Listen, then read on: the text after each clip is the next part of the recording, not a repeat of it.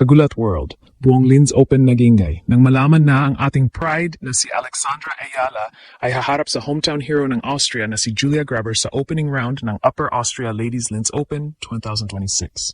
Well, bukas na yan April 7 Martes at about 5 p.m. Philippine time. Isipin ninyo ang eksena. Isang WTA 500 tournament sa lungsod ng Linz, Austria, at ito pa ang unang pagkakataon na ginaganap ang event sa indoor clay courts. Sa gitna ng bagong surface at bagong season sa European clay swing, ang unang malaking laban na inaabangan ng fans ay ang matchup ng Racing Filipina star laban sa isang Austrian player na may buong crowd sa kanyang likod. Para kay Alex, hindi lang ito basta first round match. Ito ang kanyang unang clay court match ng 2026 season matapos ang matagumpay na hard court campaign. At mas lalo pang interesting ang laban dahil ang kanyang kalaban ay hindi basta ordinaryong opponent. Si Julia Grabher ay isang Austrian player na kilala sa pagiging clay court specialist at suportado ng buong hometown crowd. Walang previous meeting ang dalawang ito. 0-0 ang kanilang head-to-head, kaya walang nakakaalam kung paano talaga magbabanggaan ang kanilang estilo sa court. Si Alex, isang left-handed aggressive baseliner na may malakas na serve at matatalim na angles. Si Grabher naman, isang matibay na clay fighter na sanay sa mahabang rallies at sa pressure ng home crowd. Pero kahit nasa Austria ang laban, malinaw ang isang bagay, hindi nag-iisa si Alex. Sa social media pa lang, sumabog na ang suporta ng mga Pilipino mula sa Pilipinas, Europe at iba't ibang bahagi ng mundo. Hashtags, videos at live reactions ang bumaha online habang hinihintay ang kanyang Linz debut.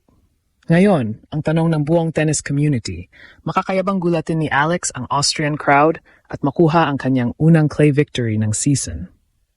Para kay Alex, ang pagdating niya sa Linz ay hindi lamang tungkol sa isang tournament.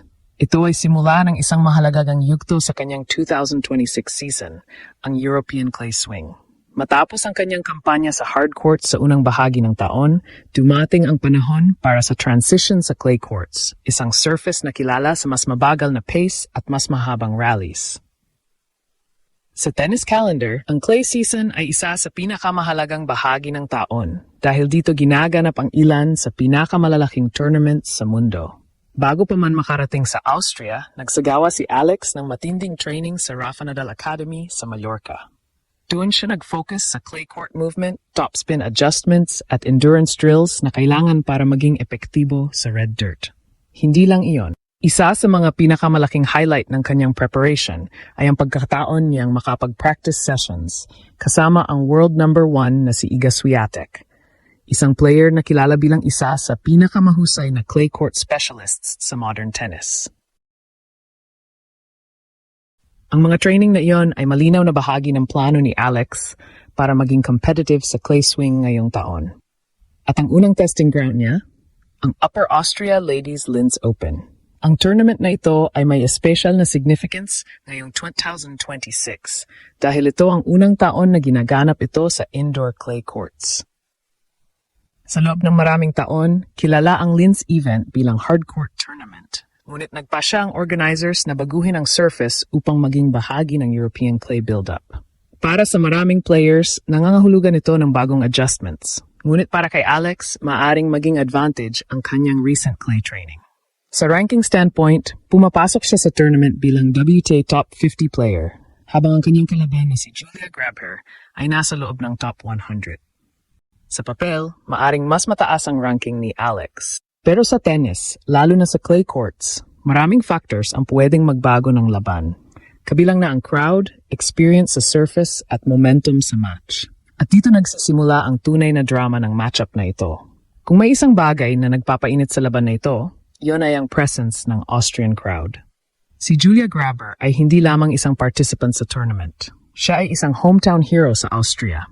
Bilang wildcard entry sa Linz Open, dala niya ang buong suporta ng local na fans na gustong makita ang kanilang kababayan na magtagumpay sa sariling bansa. Sa clay courts, kilala si Grabber bilang isang matibay na competitor.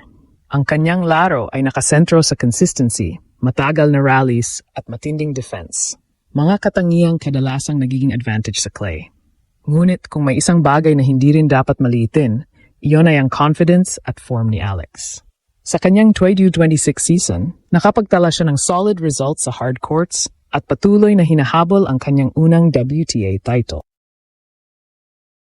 Ang kanyang aggressive baseline style ay maaring maging malaking sandata kahit sa clay, lalo na kung magagamit niya ang kanyang left-handed angles upang i-stretch ang defense ng kalaban. Isa pa sa mga strengths ni Alex ay ang kanyang mental toughness. Sa mga nakaraang taon, napatunayan niya na kaya niyang maglaro sa malalaking stages at laban sa mas mataas na ranked players. Kaya kahit nasa Austria ang laban, hindi ibig sabihin na dehado siya.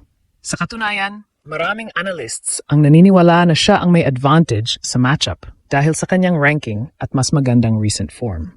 Pero sa tennis, isang bagay ang siguradong hindi mawawala, ang unpredictability. Isang breakpoint, isang momentum swing, o isang malaking rally lamang ang maaring magbago ng takbo ng buong laban. At yun ang dahilan kung bakit ang match na ito ay isa sa pinaka-inaabangang opening matches ng Linz Tournament. Habang papalapit ang laban, hindi lang ang Austrian fans ang excited. Sa social media, tila buong Pilipinas ang nakaabang sa bawat update tungkol kay Alex. Mula sa mga tennis communities sa Europe, hanggang sa mga sports fans sa Pilipinas, makikita ang pagbuhos ng suporta sa Pinay Star. Ang hashtags tungkol sa kanyang Linz debut ay mabilis na kumalat online habang naghihintay ang fans sa kanyang unang rally sa clay court. Para sa Filipino tennis supporters, ang presence ni Alex sa mga WTA tournaments sa Europe ay isang malaking milestone. Hindi araw-araw na may Pilipinong atleta na nakikipagsabayan sa world stage ng tennis. At bawat laban ni Alex ay parang laban din ng buong bansa. Kung sakaling manalo siya laban kay Julia Grabher, ang susunod na challenge ay maaring maging mas mabigat pa. Isang potential matchup laban sa top seed na si Jelena Ostapenko sa susunod na round. Ibig sabihin, ang laban sa Grabher ay maaring maging gateway sa mas malalaking opportunities sa tournament. Pero sa ngayon, isang bagay muna ang kailangang gawin ni Alex. Manalo sa kanyang Linz debut. Sa kabuuan, ang unang laban ni Alex sa Linz Open ay higit pa sa isang ordinaryong tennis match. Ito ay isang kwento ng rising Filipina star laban sa hometown favorite sa harap ng isang crowd na puno ng energy at expectation. Para kay Alex, ito ang unang hakbang sa kanyang clay season journey. Para sa Austrian fans, ito ang pagkakataon na suportahan ang kanilang sariling player. At para sa mga Pilipino sa buong mundo, ito ay isang moment ng pride. Ang tanong ngayon ay simple pero exciting. Kapag nagsimula na ang unang serve sa Linz Indoor Clay Court, makakayabang gulatin ni Alex ang Austrian crowd at makuha ang panalo sa kanyang debut? Isang bagay ang siguradong mangyayari. Buong mundo ng tennis ang nakatingin sa laban na ito. At kaya ng lagi, ang buong Pilipinas ay nasa likod ni Alex, handang sumigaw ng isang bagay. Laban lang, Alex. Ipakita mo kung gaano kalakas ang Pinay sa world stage.